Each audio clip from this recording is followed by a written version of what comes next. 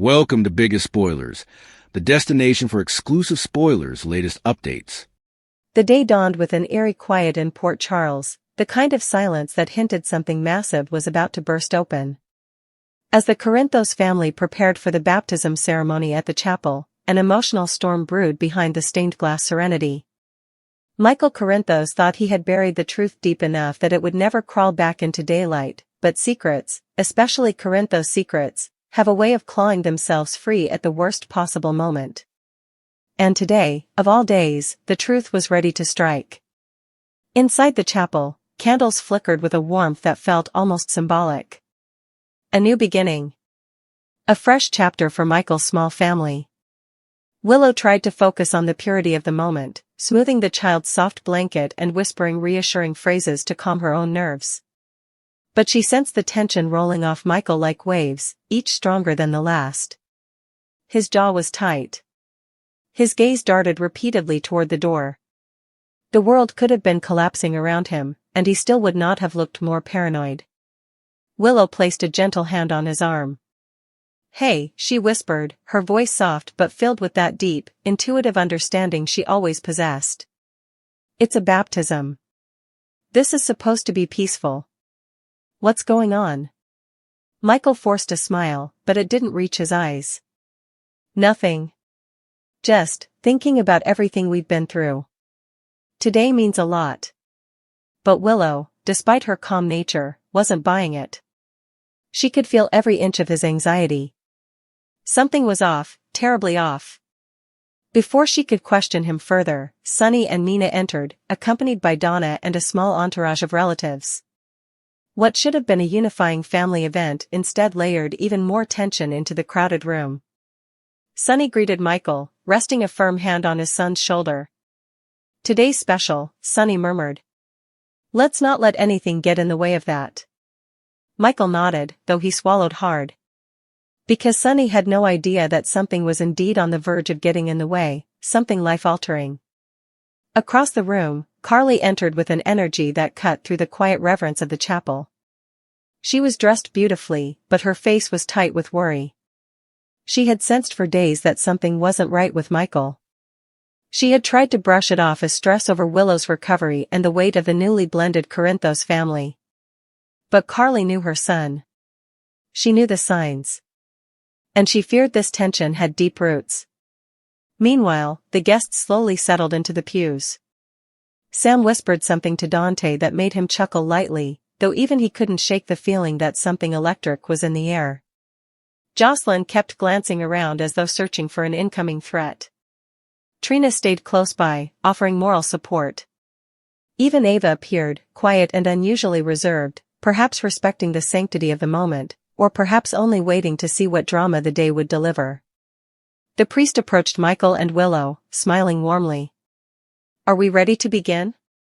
Michael opened his mouth to say yes, but before a sound could escape, the door swung open with a dramatic crack. Everyone turned. And there, standing at the entrance, was the last person Michael wanted to see today. Jacinda Bracken. Gasps rippled through the chapel. Sunny turned sharply. Carly stiffened instantly. Nina blinked in confusion. Even Willow could feel the air shift. Jacinda stepped forward, her heels clacking against the floor, her posture confident, furious, and utterly determined. "Sorry to interrupt," she said, her voice dripping with ice. "But before this baptism begins, the truth needs to come out." Michael's heart dropped into his stomach. Willow's fingers tightened around the baby's blanket. "Michael," she whispered, panic filling her voice. Sunny moved, stepping protectively near family. "What the hell is this?" Jacinda smirked. "Oh, Sunny. I'm just returning the favor. After all, when you destroy people's lives for a living, eventually the wreckage finds its way back."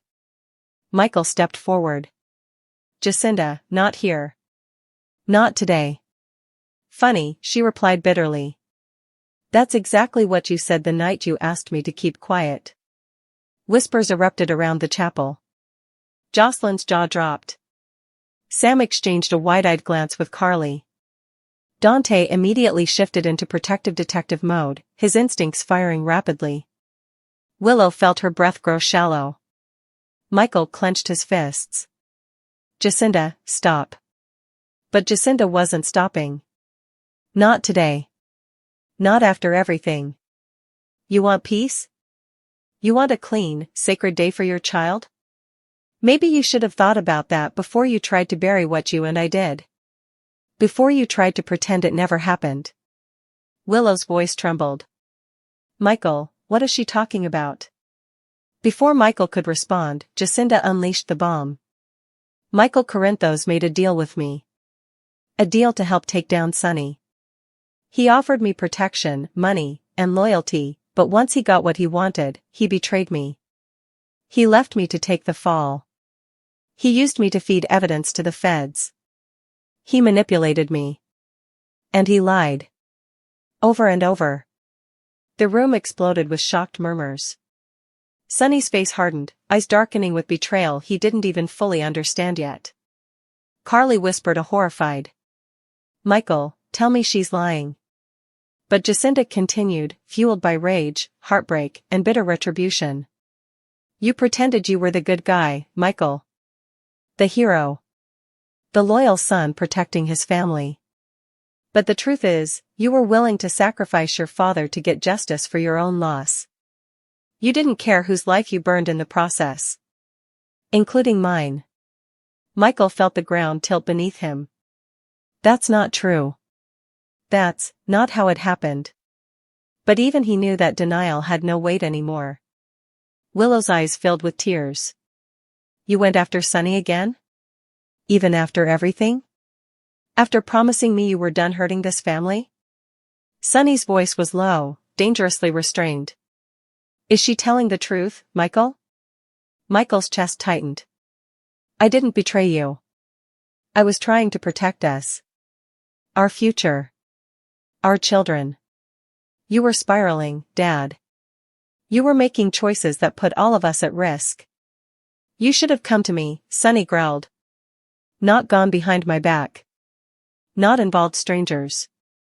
Not made deals with criminals. Jacinda laughed bitterly. Strangers? Criminals? Funny, coming from a man who built his empire on criminal deals. Nina stepped forward cautiously. Please, this is a baptism. Can we take this outside? But Jacinda ignored her. Michael wanted Sonny out of the way. He wanted to be in control. He wanted power. He lied to everyone, even Willow. Willow's face went white. You promised me you stopped trying to undermine Sonny. You swore you weren't going to drag us into more danger. I did it to protect you.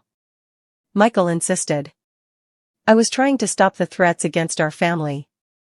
The deals, the enemies, Dad was slipping. I was afraid. Jacinda pointed directly at him. No.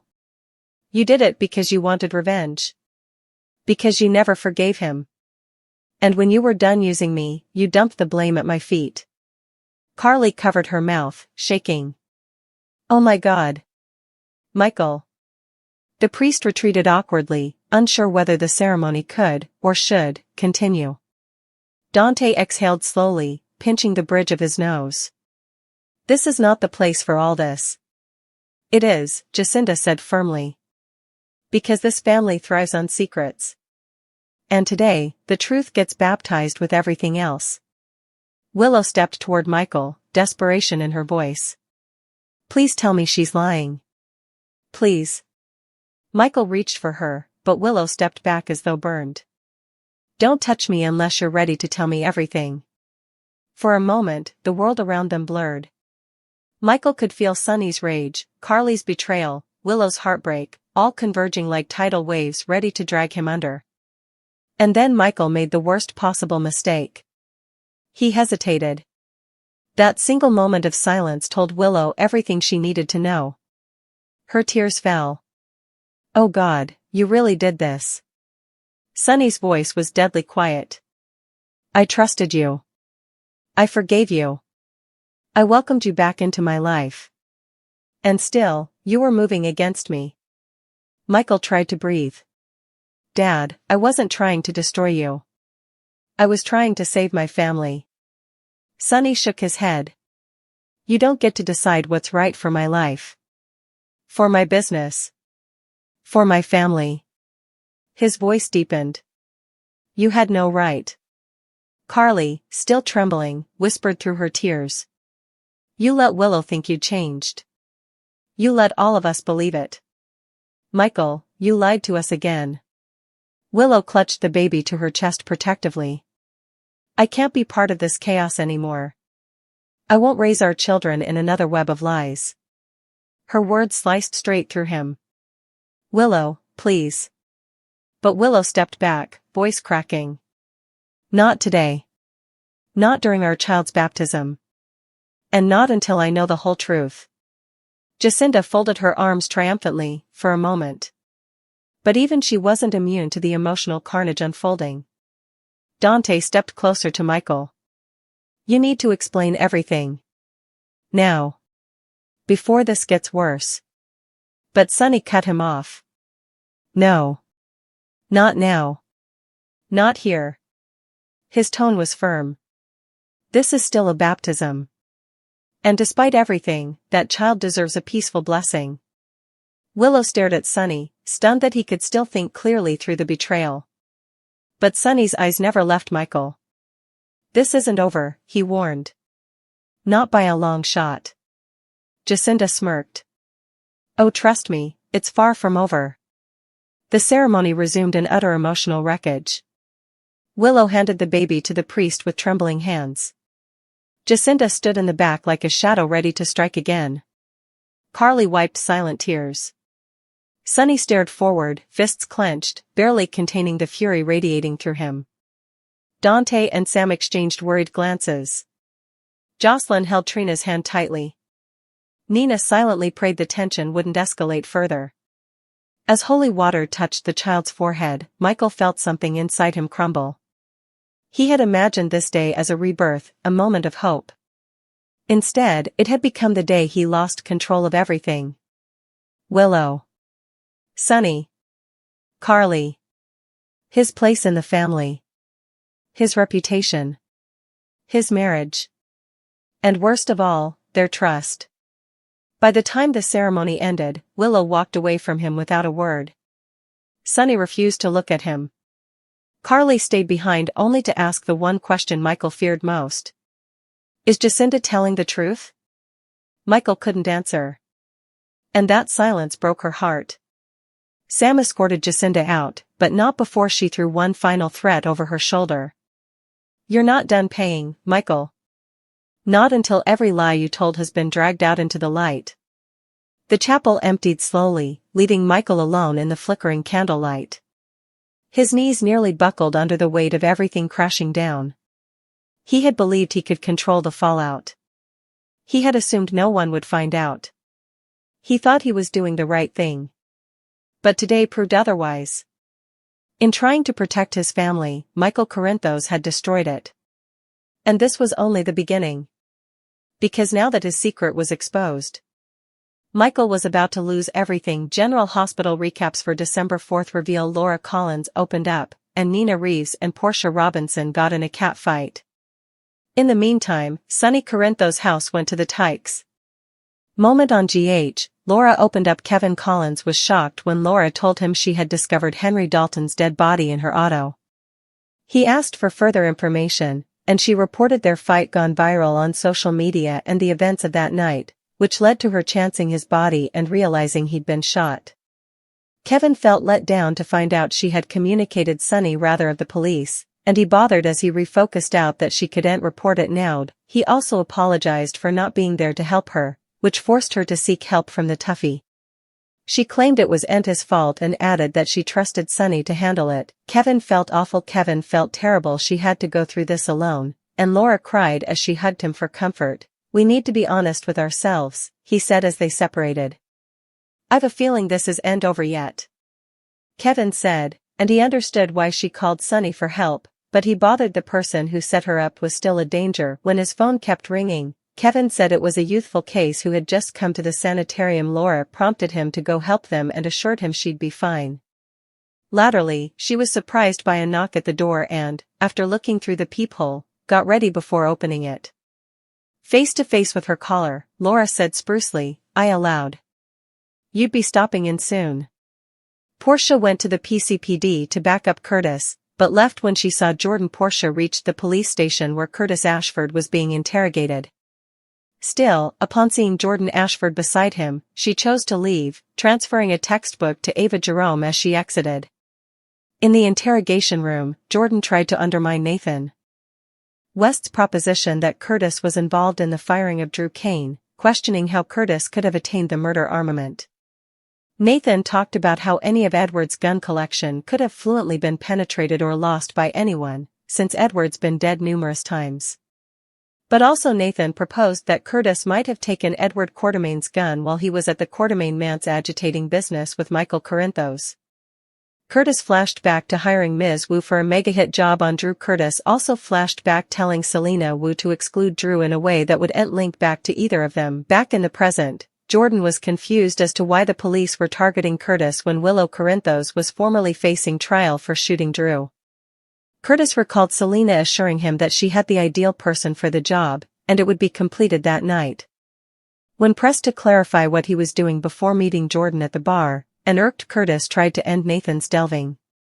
While he admitted he did it like Drew, Curtis noted that others had stronger reasons to shoot him and indicted the operative of trying to gain favor now that he's back on the force.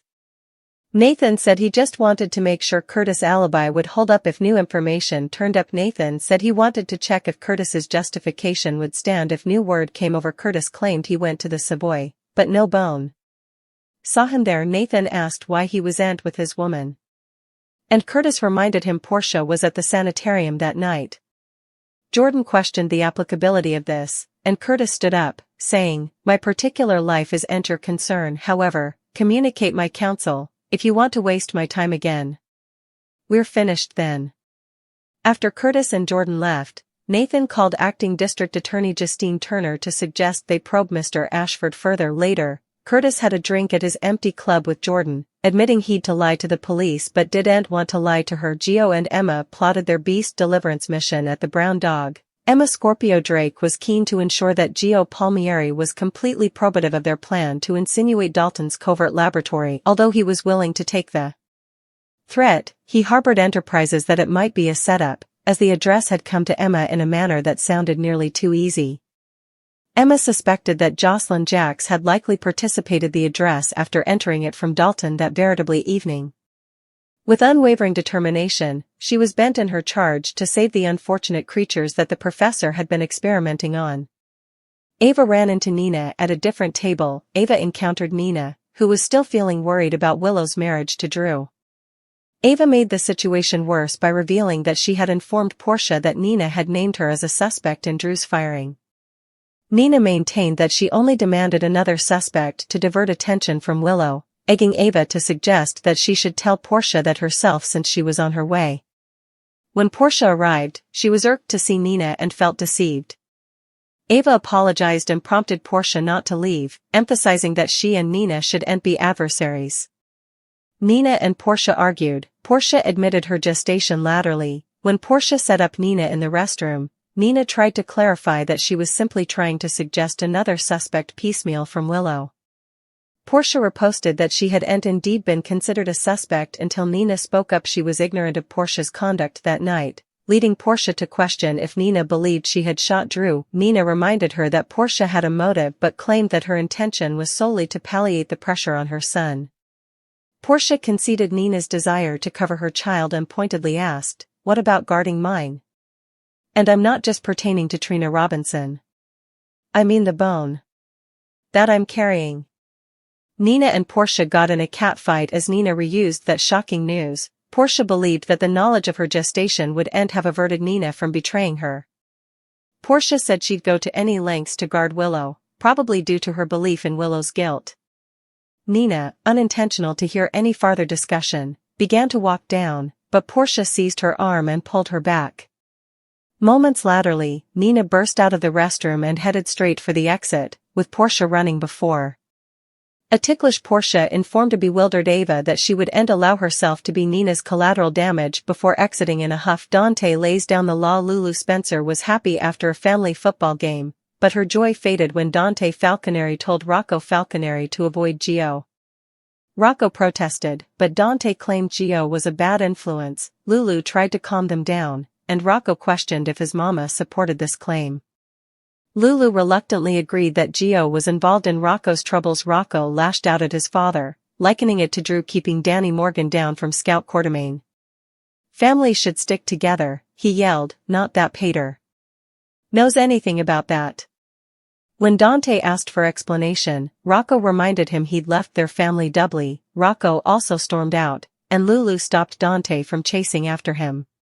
Rick visited Sunny, and Rocco showed up. Rick Lansing visited Sunny's as Thanksgiving ended, bringing a bottle of liquor as a peace immolation. Sunny let him in.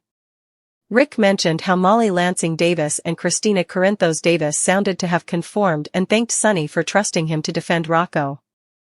Sunny, who no longer drank much, heated with Rick and praised how he and Alexis Davis were managing his grandson's case. Their discussion was intruded by Rocco, who said he'd left his parents and asked to stay. Sunny informed Dante and Lulu of Rocco's whereabouts and scolded the teen for fussing them. Sunny told Rocco he could stay the night. Upset, Rocco participated that his parents no longer want him to see Gio. Rick stepped down to give them sequestration, and Sunny advised Rocco that he could differ with his father, but you see ain't just leave. He mentioned that he didn't always see eye to eye with Dante, but he understood Dante's passions. Sunny reminded him that his parents had every right to question his opinions, especially considering his recent jest, and encouraged Rocco to show them that they could trust him. Rocco understood that running down wasn't the result, but Sunny was pleased he'd come to talk and told his grandson he could spend the night. Lulu delivers some tough love to Dante back at her home. Lulu encouraged Dante to relax and allow their son some time to do the same. Dante inquired if she felt abandoned as well, and she confessed that the WSB charge and his after PTSD treatment did hurt her because he'd reseated himself. Still, she promised she no way let Rocco see how it affected her. Dante was confused about why effects kept getting worse, and Lulu explained that they demanded to be patient and understanding with Rocco. Dante also felt shamefaced for intruding effects up with Gio, and she believed his sons participated numerous parallels. Lulu encouraged Dante to go to Sunny's and mend effects with Rocco. Lulu motivated Dante to go to Sunny's in order to repair the relationship with their son by openly participating his feelings and authentically paying attention to Rocco's perspectives. She emphasized the significance of discovering a middle ground, particularly since Gio wasn't going to vanish from their lives. Still, Dante pushed back, expressing his enterprises that he wanted to help Gio from negatively impacting Rocco formerly more. In response, Lulu suggested that rather than pushing Gio out of Rocco's life entirely, he should help their son in comprehending the circumstances so they might reach a collective understanding. Sunny's house goes to the dogs. When Rocco posed the question to Sunny and Rick about their passions if they were informed they could no way see each other again, the two men participated a laugh. They conceded that it was a complicated matter due to their distinctive history. At that moment, another knock echoed on the door, and Sunny swung it open to an astonishing scene. Gio and Emma stood there, each holding onto a dozen leashes, with a flurry of tykes dashing into the house. "What in the world is passing then?" Sunny blat, his voice rising, as Gio assured him that he'd a full explanation ready.